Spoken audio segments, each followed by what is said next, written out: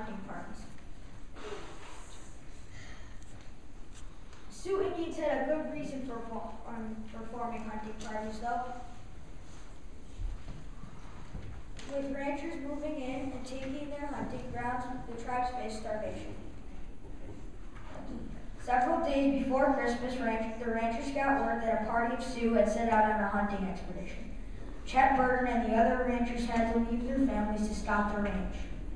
So on Christmas Eve, Sophie Burton was alone in the ranch house with her 3 children. After reading them a Bible story, she tucked them in for the night and returned to the living room where she began decorating a small Christmas tree.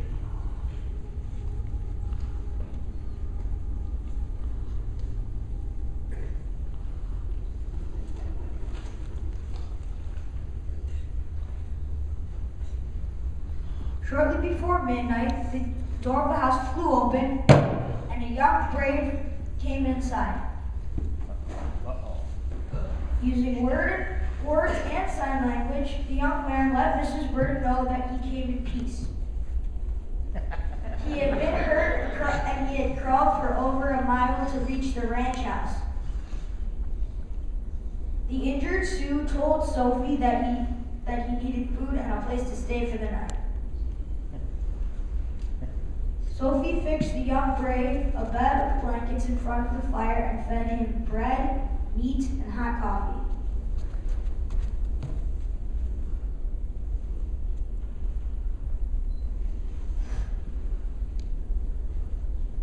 The young man ate and drank without saying a word. Then he spotted gifts under the tree. He questioned Sophie and she tried to explain. We give gifts at Christmas to remember how God gave us His Son, Jesus, to save us. After breakfast the next morning, Sophie hitched the wagon and got her children ready to take the brave to his camp 10 miles away.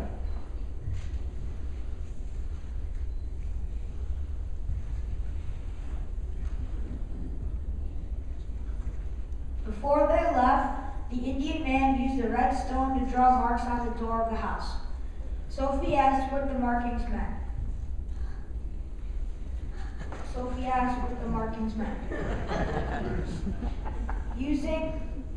Using both words and sign language, the young brave tried to explain the marks.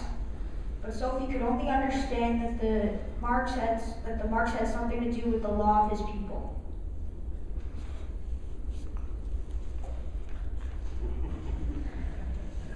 At the camp,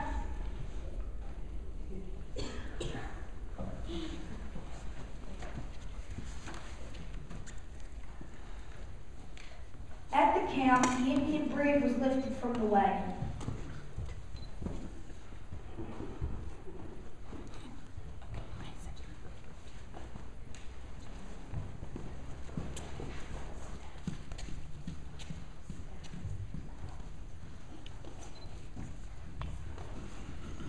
At the camp, the Indian brave was lifted from the wagon. Yeah, right.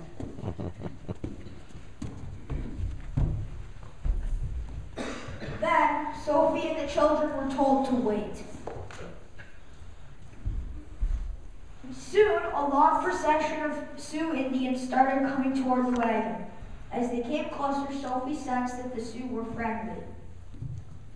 One by one, the Indians came to the wagon and laid gifts in the back. Children's garments of soft skin with porcupine quills and colored beads. Children's feathered headdresses, an Indian doll, and a painted bow with a skin quiver full of light arrows. As an old man in a full headdress motioned for Sophie to leave, he spoke one word. Christmas! Sophie Burton smiled and said, Merry Christmas to you too. Then she turned the wagon and started back toward the ranch house.